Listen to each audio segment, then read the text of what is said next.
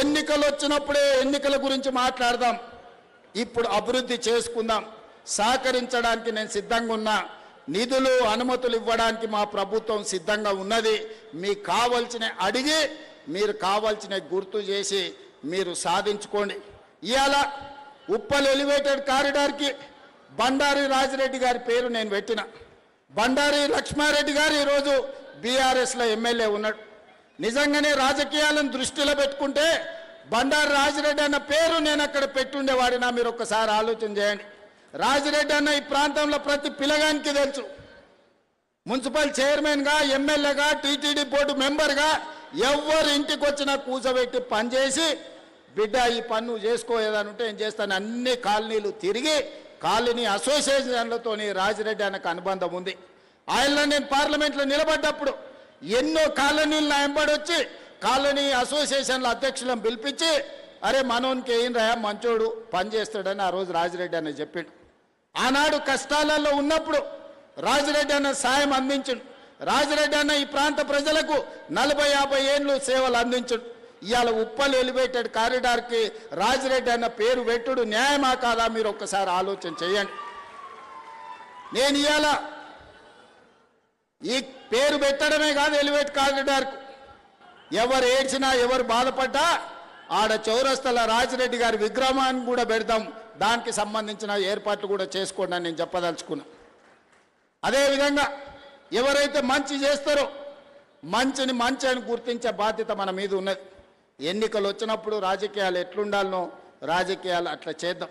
అదేవిధంగా ఈనాడు కొంతమంది మాట్లాడుతున్నారు, దాని గురించి ఒక 5 నిమిషాలు నేను చెప్పదలుచుకున్నాను. ఇది రాజకీయ వేదిక కాదు, కానీ నేను గుర్తు చేయదలుచుకున్న మిత్రులందరికీ ఇవాళ గుజరాత్లో అహ్మదాబాద్లో సబర్మతి రివర్ ఫ్రంట్ కట్టుకుంటారు. ఇవాళ ఢిల్లీలో యమునా నది రివర్ ఫ్రంట్ను అభివృద్ధి చేసుకుంటారు. ఇవాళ ఉత్తరప్రదేశ్లో గంగా నది రివర్ ఫ్రంట్ను మీరు అభివృద్ధి చేసుకుంటారు. మీరు ఇక్కడికి వచ్చి సబర్మతి రివర్ ఫ్రంట్ చూతురాని మా గుజరాత్లో మా మోడీ గారు ఎంత గొప్పగా చేసిండు అని.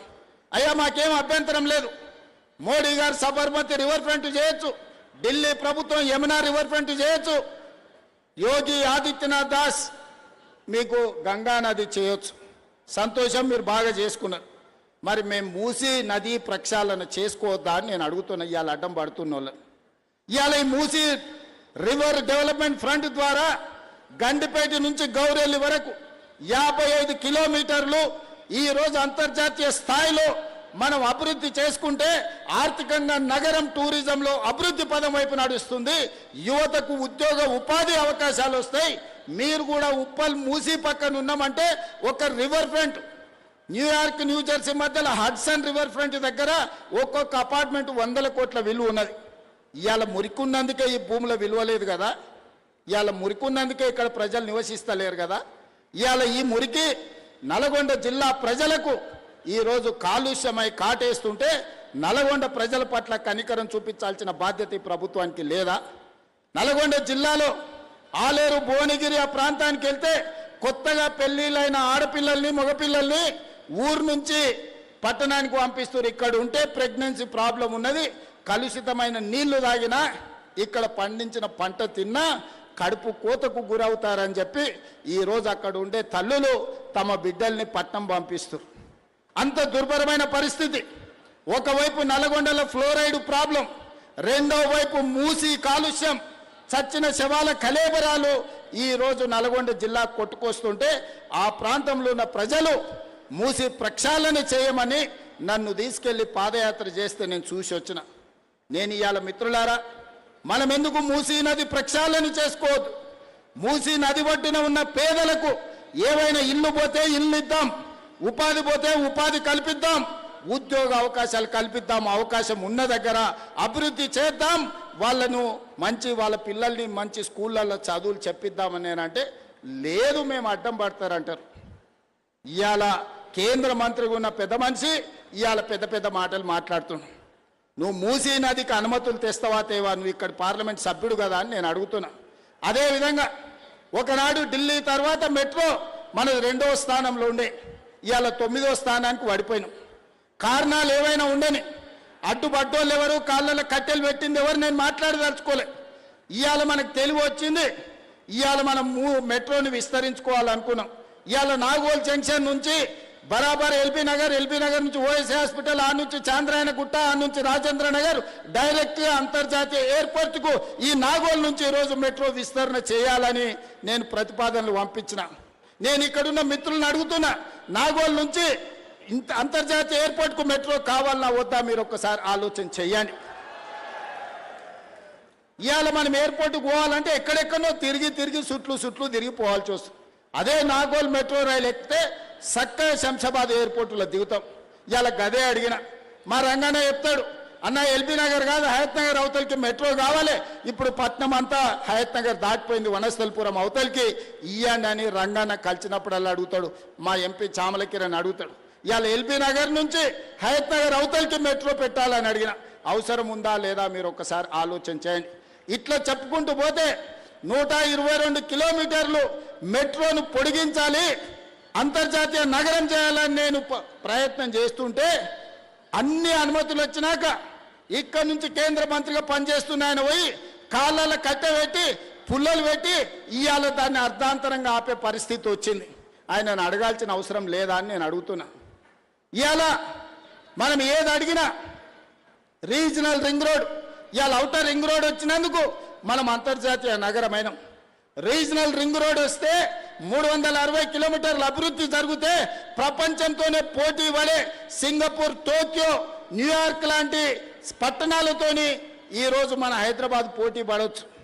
2.5 ఏళ్ళ నుంచి కాలుకు బల్పం కట్టుకొని తిరుగుతున్నా. 50 సార్లు ఢిల్లీకి వెళ్ళిన, 5 సార్లు మోడీ గారిని కలిసిన. ఎందుకు ఆగుతుంది, ఎవరు ఆపుతున్నారు అని నేను అడుగుతున్నా. ఎందుకు ఆగుతుంది, ఎవరు ఆపుతుండ్రు? సమాధానం చెప్పాల్సిన బాధ్యత కిషన్ రెడ్డి గారికి లేదా? తప్పించుకొని ఎన్ని రోజులు తిరుగుతావని నేను అడుగుతున్న కిషన్ రెడ్డి గారిని. ఇవాళ కేంద్ర మంత్రిగా నీకు ఓట్లు వేయలేదా? ఇవాళ నువ్వు ఈ ప్రాంతం నుంచి ఎమ్మెల్యేగా కేంద్ర మంత్రిగా ఎన్నికైనవంటే ఈ ప్రజలు, ఈ నగర ప్రజలు నీకు ఓట్లు వేయలేదా? నిన్ను గెలిపించలేదా? తెచ్చే బాధ్యత నీ మీద లేదా? మూసీ నదికి నిధులు తేవాల్సిన బాధ్యత, మెట్రోకు అనుమతులు తేవాల్సిన బాధ్యత, రీజనల్ రింగ్ రోడ్డును నిర్మించాల్సిన బాధ్యత మీకు లేదా? ఇవాళ తెలంగాణ రాష్ట్రంలో రైతులు పండించిన వడ్లు 75 లక్షల మెట్రిక్ టన్నులు తెలంగాణ రాష్ట్రం కొన్నది. కానీ కేంద్ర ప్రభుత్వం చెప్తే నేను 50 లక్షలే కొంటాను, మిగతా 25 లక్షలు ఎవరికి ఇవ్వాలి, ఎక్కడ తీసుకుపోవాలి? ఇవాళ దేశంలో 60% ఒక్క తెలంగాణలోనే వడ్లు పండించినాం. పంజాబ్లో 86% కొంటావు, నీ ప్రభుత్వాలు ఉన్న రాష్ట్రాలలో 70-80% కొంటావు. తెలంగాణలో వండించినేమో సగానికి సగం తక్కువ కొంటున్నావు. ఈ బాధ్యత కిషన్ రెడ్డి గారికి లేదా? ఇవాళ ఆయన అంటుండు నన్ను ఎవ్వరు ఏం చేయలేరని. అయ్యా, ఈ ప్రజలతో పెట్టుకున్నాడు, తెలంగాణ ప్రజలతో గోక్కున్నాడు, బాగుపడి బట్ట కట్టినోడు ఎవరు లేడు కిషన్ రెడ్డి గారు. నువ్వు చేస్తున్న వ్యవహారాలు అన్ని ప్రజలు గమనిస్తారు. అందుకే 15 తారీఖు తర్వాత ఖచ్చితంగా కార్యాచరణ ఉంటుంది.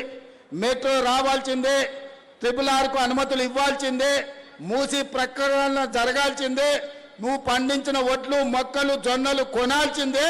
ఈ అన్నిటికీ నువ్వు సహకరించకపోతే బరాబర్ నీ సంగతి చెప్తాం. మళ్ళోసారి నేను చెప్పదలుచుకున్నా వారికి. వారు అంటారు నేను పుట్టింది ఇంట్లోనే, నేను చచ్చేది ఇంట్లోనే. కరెక్టే, నువ్వు అందులోనే ఉంటావు, చీకట్లో యువతలతో సహకారం తీసుకుంటావు. నువ్వు నీ పార్టీకి ఎప్పుడైనా పనిచేసినావు, నీ కార్యకర్తలే చెప్తారు, సార్ మా సార్ బీజేపీలో ఉంటాడు కానీ మొత్తం బీఆర్ఎస్ వాళ్ళతోనే మాట్లాడుతుంటాడు, కేటీఆర్ చెప్పినట్టే